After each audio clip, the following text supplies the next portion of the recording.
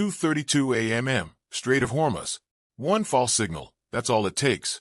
Just a single mistake, and an entire fleet could be wiped out before it even gets the chance to fight back. On the radar screen of the USS Tripoli, a red dot flickers into existence, then disappears. A few seconds later, it returns. But this time, it doesn't come alone. One becomes two become three, and then suddenly they surge forward, all at once, racing straight toward the ship. Yet something feels wrong. The USS Tripoli, a 45,000-ton steel giant, continues cutting through the dark waters as if nothing has happened. No alarms, no missile launches, no chaos. On the other side of the Gulf, however, Iran makes a bold and shocking claim. They struck the Tripoli and forced it to retreat. But the radar screen, which had just been flooded with targets, suddenly goes blank again. No explosions, no wreckage, no intercepted debris falling from the sky. So the question remains, what exactly was just destroyed? The Strait of Hormuz is one of the most dangerous choke points on Earth, a narrow corridor through which a significant portion of the world's energy supply flows every single day. Tonight, it feels less like a shipping route and more like a loaded gun. And right in the middle of it is the USS Tripoli, an America-class amphibious assault ship carrying over 3,500 Marines and a full squadron of F-35B Lightning II stealth fighters. It is a floating fortress, built for rapid deployment, air dominance, and overwhelming force. But tonight it is also a target. Hidden along the Iranian coastline are advanced coastal missile systems, silently tracking every movement. The Tripoli is well aware of this, which is why it's not alone. Surrounding it are Arleigh Burke-class destroyers, equipped with the Aegis combat system, one of the most advanced naval defense networks ever created. Their SPY, 6-phased array radars, scan the skies relentlessly, 24/7, searching for even the smallest threat. Beneath the surface, a Virginia-class nuclear-powered submarine moves like a ghost, silently guiding the fleet through hostile waters. Above, MH-60 Seahawk helicopters sweep across the waves, ensuring that no hidden danger slips through unnoticed. Everything is layered. Everything is synchronized.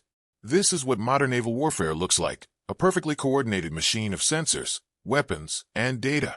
And yet, at 2:35 a.m., that entire system begins to unravel. The attack doesn't start with missiles. It starts with confusion. From the Iranian port city of Bandar Abbas, powerful electronic warfare units activate high-energy jammers, flooding the electromagnetic spectrum with interference. To the human eye, nothing changes. But inside the Aegis system, chaos begins to spread. False signals appear across radar screens. Fake targets emerge out of nowhere. Entire attack vectors are fabricated in real time. It's not just interference, it's deception. A carefully designed illusion. Operators stare at their screens, trying to make sense of what they're seeing. Because now, every blip could be real, or it could be a lie. And in a battlefield this crowded, that uncertainty is deadly. One wrong decision, and American missiles could accidentally lock onto civilian oil tankers moving through the strait. Or worse, they could target their own allies. The system, designed to react in milliseconds, is now hesitating, frozen between action and doubt. This is the nightmare scenario. A fleet so advanced that it risks destroying itself. But there's something Iran didn't fully account for. Every signal they broadcast, every jamming frequency, is also a beacon, a precise coordinate, a target. Because while the Iranian forces are trying to blind the fleet, they're also revealing exactly where they are. In this invisible war of signals and shadows, the illusion itself becomes a weakness. 2:38 a.m. The situation escalates. Iran launches the next phase of the operation, a full-scale cyber and drone assault. From the rugged cliffs near Bandar Abbas, a swarm of Shahid drones rises into the night sky. They are dark, fast, and designed to disappear. With a low radar cross-section, they blend into the electronic noise, becoming nearly indistinguishable from the false signals already flooding the system. But these are not illusions. These are real, and they are armed. On the deck of the USS Tripoli, the silence shatters. Jet engines roar to life. F-35B Lightning II fighters begin their short takeoff runs, launching into the darkness one after another. This is no longer about defense. This is about regaining control. Because right now, the fleet doesn't know what's real and what isn't. Inside the cockpits, the pilots don't rely on a single source of data. They use sensor fusion, combining inputs from multiple systems into a single, coherent picture of the battlefield. Data flows in from destroyers through the Link 16 network. Thermal imaging systems activate, cutting through the electronic fog. Electro-optical targeting systems scan the horizon, searching for heat signatures that radar can't be trusted to confirm. Piece by piece, they rebuild reality. 2:41 a.m. The sky erupts. F-35 pilots lock onto incoming targets and unleash a wave of AIM-120 AMRAAM missiles. Bright streaks of light tear through the darkness, slamming into the drone swarm. Explosions ripple across the sky. Fragments of burning debris fall into the sea below. For a moment, it looks like the threat has been neutralized. Inside the Tripoli's command center, tension begins to ease. Operators breathe again. Systems stabilize. The worst, it seems, is over. But that feeling, that brief moment of relief, was exactly what the enemy was waiting for. 2:43 a.m. The illusion returns, stronger than before. Radar screens don't just flicker now. They bleed. Dozens of new targets appear instantly, perfectly mimicking real missile trajectories. Speed, altitude, flight behavior, everything looks authentic, but there's something deeply wrong. Each target appears with a slight delay, then vanishes, then reappears somewhere else, as if they're teleporting through space. Operators stare in disbelief, because now, there's no way to tell the difference between a real missile and a digital ghost. And in that moment, the most dangerous thing happens. Not an explosion, not an impact, but doubt. The fleet is no longer fighting the enemy. It is fighting uncertainty. Automated systems hover on the edge of engagement. One command, one click, and they could unleash devastating firepower. But at what? The enemy? A civilian ship? Or themselves? Up in the sky, F-35 pilots are forced to switch tactics. They abandon reliance on network data. Each pilot begins independently verifying targets, cross-checking every signal with visual and thermal confirmation. It slows them down, but it keeps them alive. Because what they don't realize yet is that this isn't the main attack. This is just the setup, the distraction, the moment designed to blind them, right before the real strike begins. 2:45 a.m. This is it, the moment Iran has been preparing for. What came before was not the attack. It was the setup. Now the real strike begins. From concealed launch sites scattered along the Iranian coastline, missile batteries ignite almost simultaneously. A barrage of anti-ship cruise missiles tears into the night sky. These are not random shots. This is a saturation attack, designed to overwhelm, confuse, and ultimately break the Aegis defense system. The missiles skim just above the ocean surface, riding the waves at subsonic speeds. At this altitude, they exploit a deadly advantage, hiding within the radar's blind zone, masked by sea clutter and the curvature of the Earth. Detection becomes a race against time, and time is running out. At the same moment, long-range cruise missiles launched from deep within Iranian territory begin complex maneuvering patterns. They don't approach from one direction. They split. They arc. They circle, forcing the fleet to divide its attention, to look everywhere at once. The sky over the Strait of Hormuz is no longer open. It has become a wall of steel and fire, closing in from every direction. 2:47 a.m. The U.S. Navy responds. Arleigh Burke-class destroyers erupt with a storm of interceptor missiles.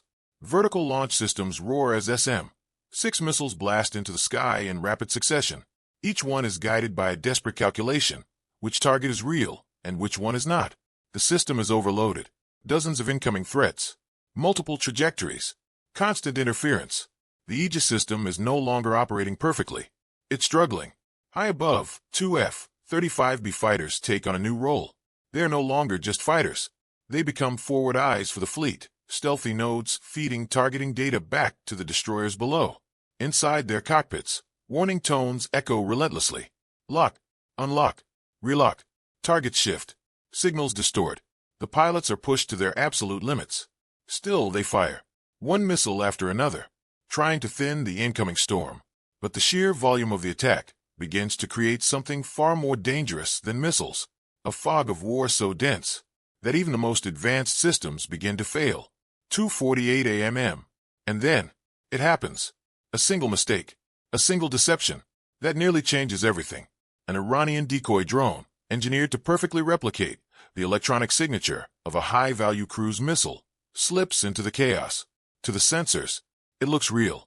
To the pilot, it feels real. An F-35 pilot locks onto it. His systems confirm the target. Everything says fire, but something doesn't feel right. A fraction of a second hesitation.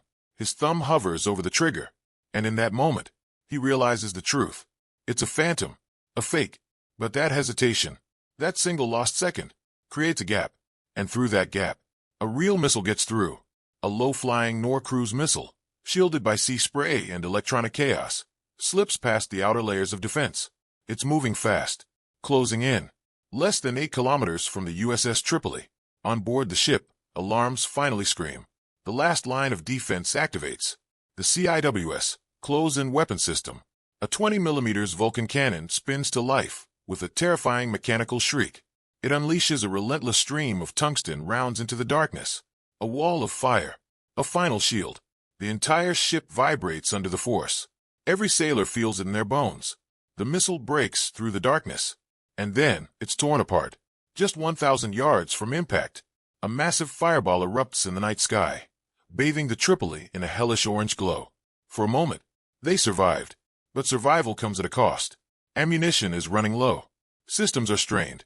And the crew is exhausted. And worst of all, they still don't know. The real attack hasn't even revealed itself yet. 2:51 a.m. 200 meters below the surface. In complete silence, something moves. Iran's Ghadar-class mini-submarines have been waiting, motionless, resting on the seabed for hours. Engines off, blending perfectly into the underwater terrain, invisible to active sonar. This was never just an air attack. It was a trap. Without warning, the submarines launch. Cruise missiles emerge silently from torpedo tubes, sealed in waterproof capsules. They rise slowly, breaking the surface, and then ignite. Now, they're coming from behind the fleet, at close range, with almost no warning. 2:53 a.m. 5 nautical miles away, a Virginia-class submarine detects it. A faint metallic sound, the unmistakable signature of a torpedo hatch opening. Instantly it reacts. It maneuvers into position and launches a -48 Malawian Quachas ADCAP torpedo toward the source. Above, an MH-60R Seahawk helicopter drops sonobuoys into the water, creating a web of sound, tracking, hunting, locking onto the hidden threat below. The battle is no longer hidden. It is a race. 2:55 a.m. On the USS Tripoli, chaos returns. New data floods in. A minefield, directly ahead, exactly where the ship is about to turn. The situation is impossible. Missiles behind, mines ahead, a steel giant trapped.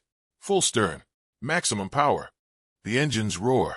The ship struggles against its own momentum. Propellers churn violently. The massive hull tilts sharply as it attempts a desperate maneuver. It narrowly avoids the first mine. But the danger is far from over. 2:57 a.m. Iran activates its final move. A complete electronic blackout. Powerful jamming systems flood every frequency. GPS signals are spoofed. Navigation systems collapse. On board the Tripoli, screens begin to glitch. Coordinates shift wildly. At one point, the system shows the ship miles inland. Reality itself becomes unreliable. Without accurate targeting data, even the CIWS struggles. It can't distinguish between threats. And the ocean itself. The fleet is blind, drifting, straight into the minefield. 2:59 a.m. But high above, at 30,000 feet, the counterattack begins. 2 18G Growlers. They've been waiting, listening, recording, analyzing every frequency used by Iran's electronic warfare systems. Now, they strike. Switching to active mode, they unleash the next-generation jammer. A concentrated beam of electromagnetic energy slams into Iranian radar installations. At the same time, AGM-8080 anti-radiation missiles are launched. They lock onto the source of the jamming and destroy it. In less than 30 seconds, everything changes. Iran's electronic network collapses. Screens go dark. Communications fail. Missile guidance systems shut down. 3:01 a.m. The fog lifts. Tripoli regains navigation. And what they see is terrifying. A minefield. Just yards away. Destroyers switch to infrared targeting. Seahawk helicopters deploy laser mine detection systems. And then, they fire. Gunfire tears into the water. Each hit triggers violent underwater explosions. Mines detonate one after another, clearing a path. Above, F-35BS, now free from jamming, hunt down the remaining drones with precision. What was meant to be a perfect ambush begins to collapse. 3:15 a.m. The USS Tripoli still stands. Unbroken, unmoved. It does not retreat. It holds its position, a steel fortress in one of the most dangerous waters on Earth. F-35B fighters land vertically back onto the deck. Ospreys take off, sweeping the area for any remaining threats. Below the surface, the Virginia-class submarine disappears once again into silence, as if it was never there. The battle is over, but the lesson remains. This was not a victory of firepower alone. It was a battle of information, of perception, of who could see clearly, while the other side tried to create chaos. For a brief moment, the illusion almost worked. But in modern warfare, you don't have to destroy your enemy to defeat them. Sometimes, all it takes is making them doubt what's real.